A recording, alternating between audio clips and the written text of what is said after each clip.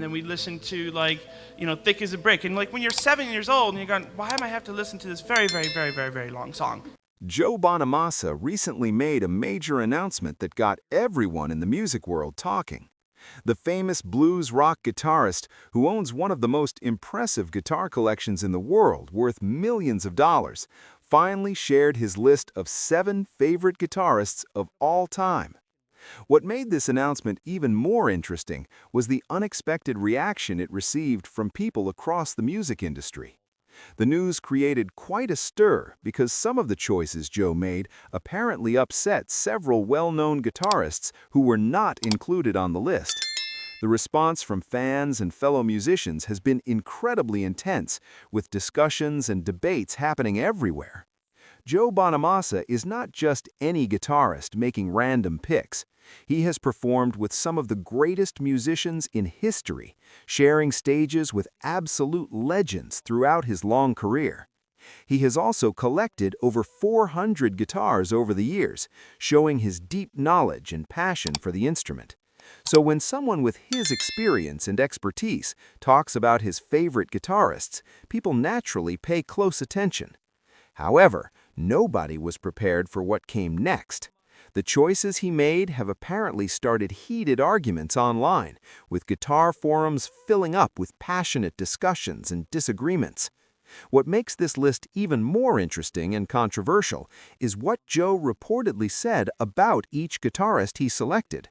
According to people who claim to have inside information, he shared his honest opinions without holding anything back. Some professional relationships were apparently made stronger by his comments, while others may have been damaged.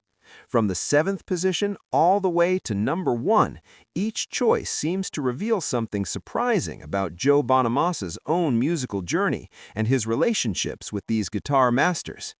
Eric Johnson was placed at number 7 on the list, and this choice apparently surprised many of Joe's fans. People who claim to know about the situation say that Joe has always been fascinated by Eric Johnson's legendary guitar tone. Throughout his half-century of experience with guitars, Joe learned that trying to keep up with other guitarists was not always the best approach. Bonamassa once reportedly spent thousands of dollars attempting to recreate Eric's distinctive sound, but he failed to achieve what he was looking for. People in the music industry say this frustrating experience actually pushed Joe to develop his own unique style, instead of copying others. According to various reports, the two guitarists met backstage at a concert in Texas back in 2008. Joe allegedly told Eric that his tone haunted his dreams, which was quite a strong statement of admiration. Eric reportedly just smiled and walked away without saying much in response. Some people who witnessed this encounter claimed it felt awkward and tense rather than warm and friendly. Sources from music magazines have revealed that Bonamassa practices Eric Johnson's songs when he is alone, but he never performs them in front of audiences. The reason for this, according to rumors, is that he is afraid of being compared directly to Eric, who he considers a master of the instrument. One musician who chose to remain anonymous claimed that Joe respects Eric so much that it actually makes him nervous and intimidated. The technical precision and emotional depth of Johnson's playing has reportedly set a standard that even someone as talented as Bonamassa struggles to match consistently. When this pick was revealed, online guitar forums apparently went crazy with activity. Some fans argued that Eric should be ranked higher on the list, while others questioned whether Joe really understands the depth of Johnson's music. Employees at music stores reported that sales of Eric Johnson's signature guitars increased by 30% after Joe mentioned him publicly. This selection proves that even legendary musicians have their own heroes and personal insecurities about their abilities. Billy Gibbons from the famous band ZZ Top was given the 6th position on the list. However, there is apparently much more to this story than what appears on the surface. Sources claim that Joe Bonamassa has been trying to work together with Billy Gibbons for more than 15 years, but Billy has allegedly kept politely turning down every offer Joe makes.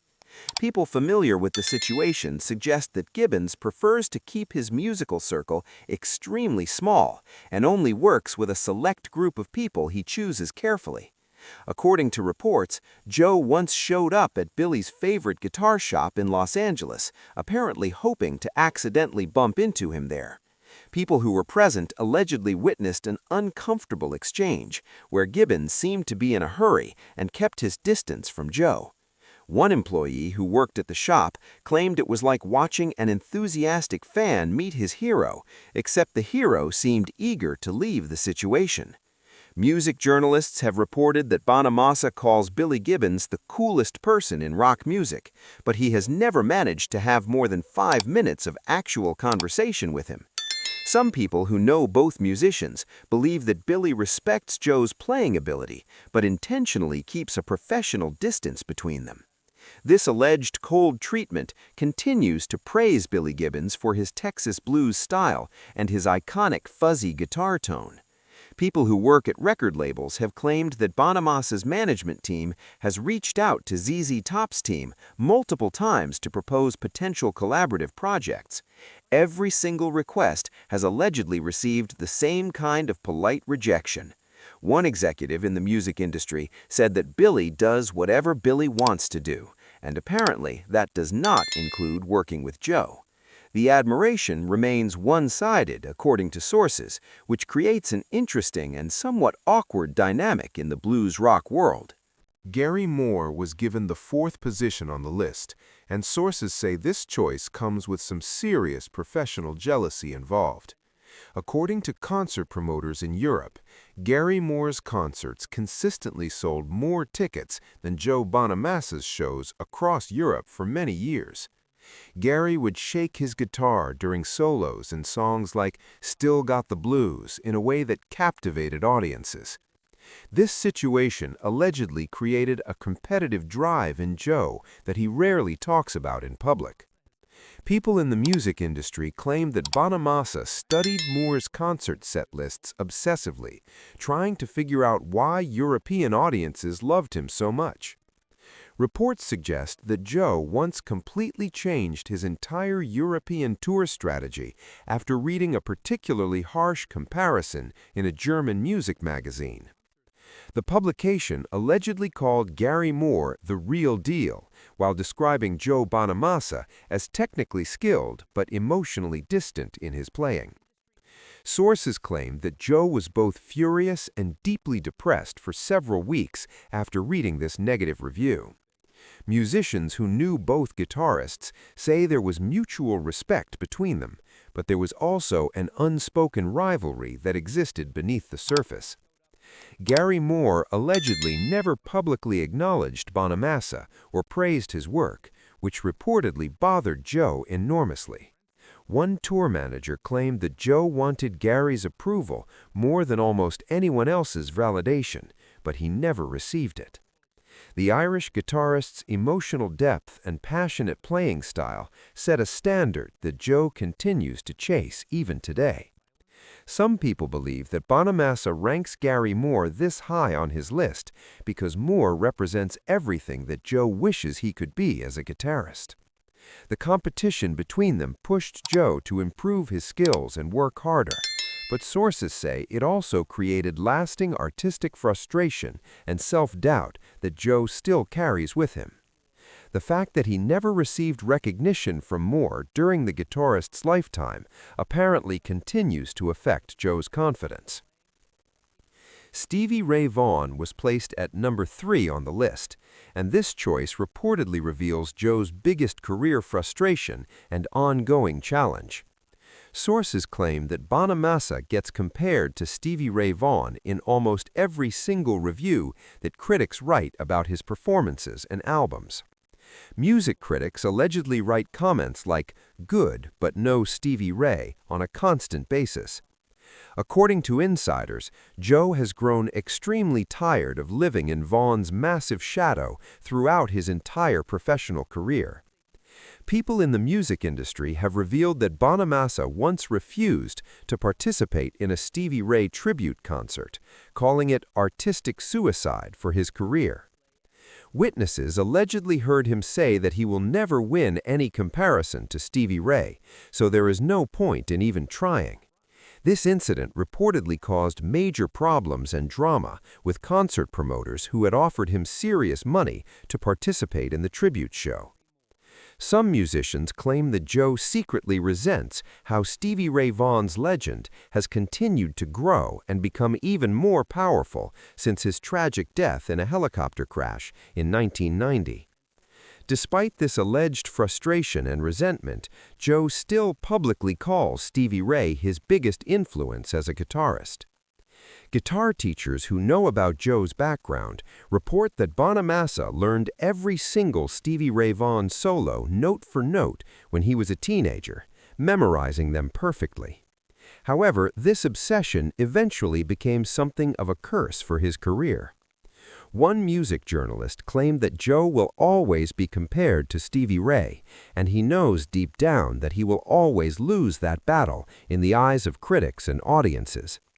The fact that he ranked Stevie Ray at number 3 instead of number 1 allegedly shows Joe's complicated and conflicted feelings about this influence.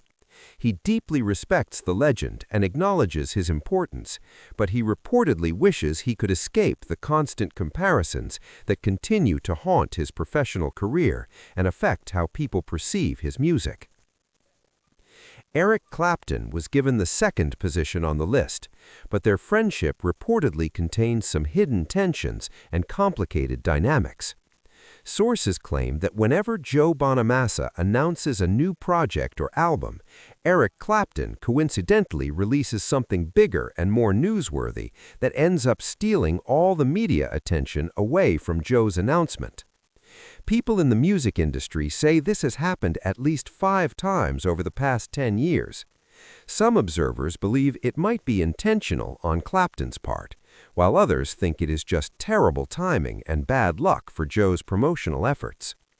According to various reports, Bonamassa was planning a major guitar auction in 2019 when Eric Clapton suddenly announced his own auction at around the same time. Joe's event allegedly received almost no press coverage at all because all the journalists and media outlets were focused entirely on covering Eric's sale instead.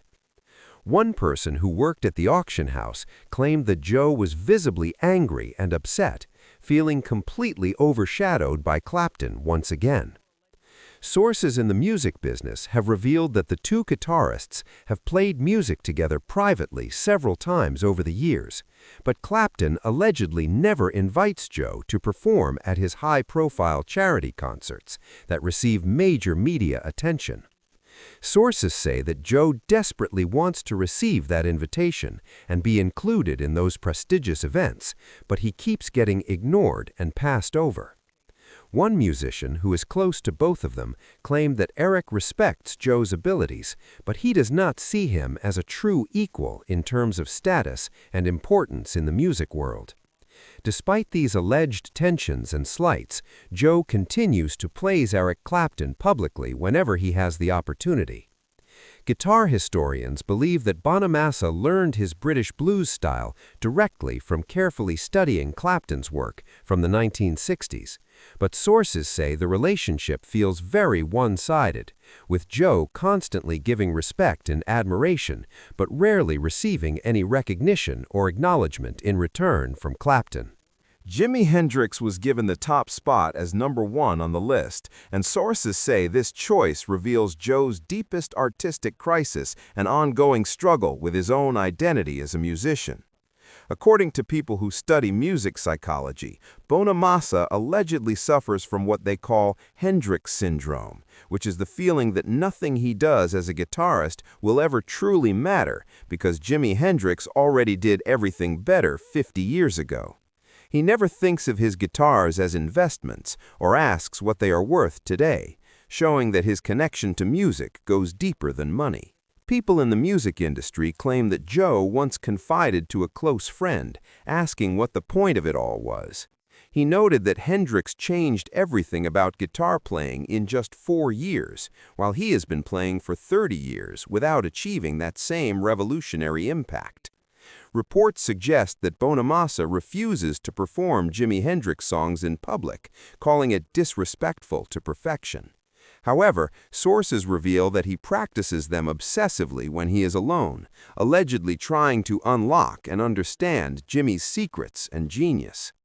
One guitar technician who works with Joe claimed that he has spent hundreds of hours attempting to recreate the exact tone from the song Little Wing, but he always ends up giving up in frustration. This obsession reportedly borders on unhealthy worship rather than healthy admiration.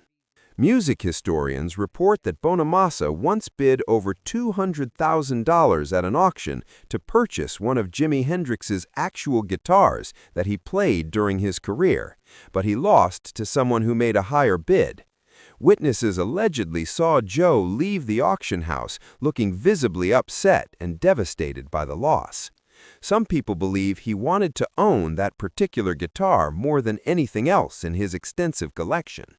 According to sources, Joe's entire musical philosophy and approach centers around one single question that guides his decisions: what would Jimi do?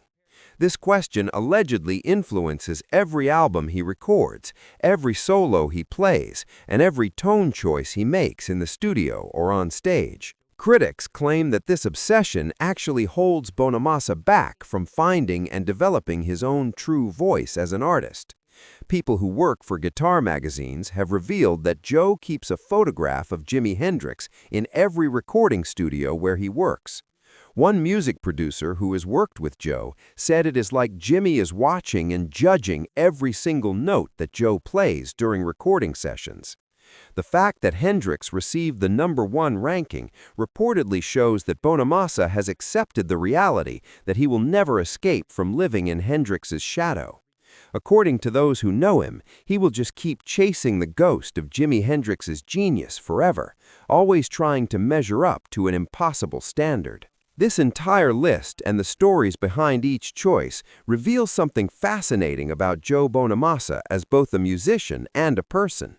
Despite being an incredibly successful guitarist in his own right, with millions of fans around the world and a career that spans decades, he still struggles with feelings of inadequacy when compared to his heroes.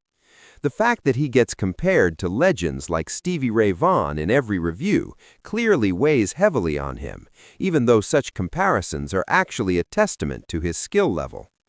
His apparent struggles with wanting recognition from people like Billy Gibbons and Eric Clapton show that even the most accomplished musicians still crave validation from their peers and heroes. The competitive feelings he allegedly had toward Gary Moore demonstrate that professional rivalry exists even at the highest levels of musicianship.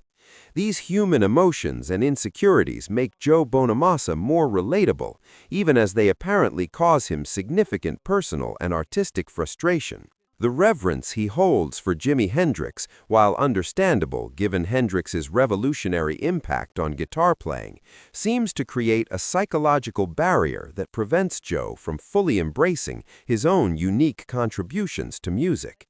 Many artists throughout history have struggled with the anxiety of influence, feeling that their predecessors have already achieved perfection and left nothing new to accomplish.